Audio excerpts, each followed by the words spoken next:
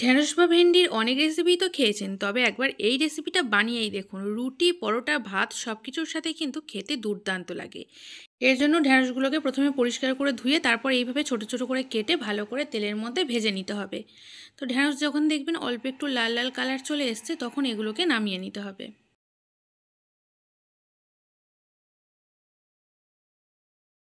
ঢেঁড়সগুলোকে একটা অন্য পাত্রে রেখে দিলাম। এরপর কড়াইতে কিছুটা পরিমাণে সর্ষের তেল দিয়ে দিলাম। দিয়ে এই তেলের মধ্যে ফোড়নে দিয়ে দিচ্ছি গোটা জিরে আর একটার মতো চেরা কাঁচা লঙ্কা। আর কাঁচা লঙ্কা আর জিরাটা যখন ভাজা ভাজা হয়ে যাবে, একটা সুন্দর গন্ধ বেরোবে, তখন এর মধ্যে দিয়ে দিলাম একটা বড় সাইজের পেঁয়াজ কুচি। তো পেঁয়াজ কুচিটা দেওয়ার পর কিন্তু খুব ভালো করে পেঁয়াজটাকে আমরা এখানে ভাজা ভাজা করে নিচ্ছি। পেঁয়াজটা বেশ নরম হয়ে গেছে, হালকা একটু কালার চেঞ্জ হচ্ছে। এইবারে দিয়ে দিলাম গ্রেট করে রাখা আদা রসুন। আদা রসুনটা দিয়ে এখানে খুব ভালো করে কিন্তু ভাজতে হবে। এরপর দিয়ে দিচ্ছি এর মধ্যে একটা মিডিয়াম সাইজের স্লাইস করে কেটে রাখা টমেটো।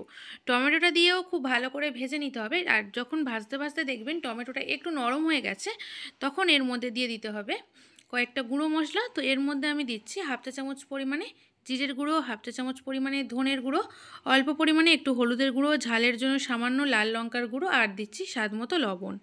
সব কিছু দিয়ে বেশ ভালো করে এই গুঁড়ো মশলাটাকে একটু ভেজে নিতে হবে, তা নয়তো কিন্তু কাঁচা মশলার একটা গন্ধ থাকবে। তো সব কিছু দেওয়ার পর বেশ মোটামুটি কয়েক সেকেন্ডের মধ্যে এটাকে ভেজে নিলাম। এবার এর মধ্যে দুটো ডিম ভেঙে দিয়ে দিতে হবে।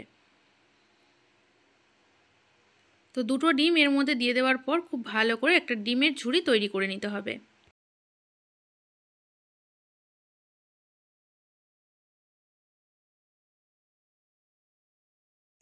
আর এখানে দেখুন ডিমের ঝুড়ি কিন্তু আমাদের একদম রেডি। এইবারে ভেজে রাখা ঢেঁড়সটা কড়াইতে দিয়ে দিতে হবে। তো ঢেঁড়সটাকে দেওয়ার পর ভালো করে নেড়েচেড়ে মিশিয়ে নেব। আর বন্ধুরা, এই রেসিপিটা ভাত বা রুটি দুটোর সাথেই কিন্তু জাস্ট অপূর্ব খেতে লাগে। একবার বানিয়ে দেখবেন, একবার বানালে কিন্তু বারবার বানাবেন।